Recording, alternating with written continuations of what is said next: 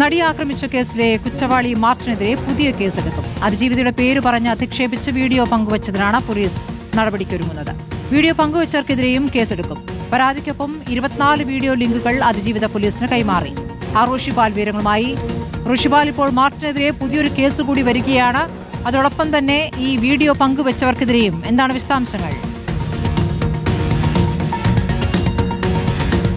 സ്മൃതി, ഇന്ന് കൊച്ചിയിൽ നടിയാക്രമിക്കപ്പെട്ട കേസിലെ അതിജീവിതയുടെ സഹോദരനാണ് DIG ഹരിശങ്കറിന് ഇത് സംബന്ധിച്ച് പരാതി നൽകിയത്. സൈബർ ആക്രമണം കടുത്തതോടെയാണ് ഇത്തരമൊരു പരാതിയിൽ പ്രധാനമായും ചൂണ്ടിക്കാട്ടുന്നത് തന്റെ വ്യക്തിപരമായി തന്റെ പേരുൾപ്പെടെ പ്രചരിപ്പിച്ചു.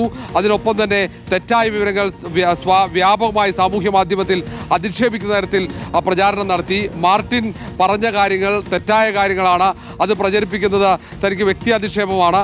അത് പ്രചരിപ്പിച്ചവർക്കെതിരെയും അതിനൊപ്പം അതിൽ അനുകൂലമായി കമന്റ് എഴുതിയവർക്കെതിരെയും കേസെടുക്കാനുള്ള തീരുമാനത്തിലേക്കാണ് പോലീസ് പോകുന്നത്.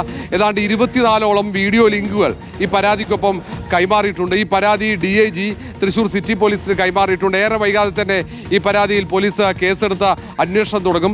അഖിൽ മാരാർ ഉൾപ്പെടെയുള്ള നിരവധി പേർക്കെതിരെ പരാതിയിൽ പേര് പരാമർശിക്കുന്നുണ്ട്.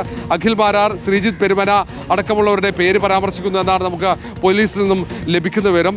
സാമൂഹ്യ മാധ്യമങ്ങളിൽ മാർട്ടിന്റെ ഈ വീഡിയോ ആദ്യം പ്രചരിച്ചു. ആ പ്രചരിച്ച വീഡിയോ പിന്നീട് ഈ ദിലീപിന് അനുകൂലമായി സാമൂഹ്യ മാധ്യമങ്ങളിൽ ക്യാമ്പയിൻ നടത്തുന്നവർ ഏറ്റെടുക്കുകയായിരുന്നു. അത് രൂക്ഷമായ സാഹചര്യത്തിൽ കൂടിയാണ് അതിജീവിത പരാതിയുമായി പോലീസിനെ സമീപിച്ചത്. ഋഷിപാലാണ് വിവരങ്ങൾ നൽകിയത്.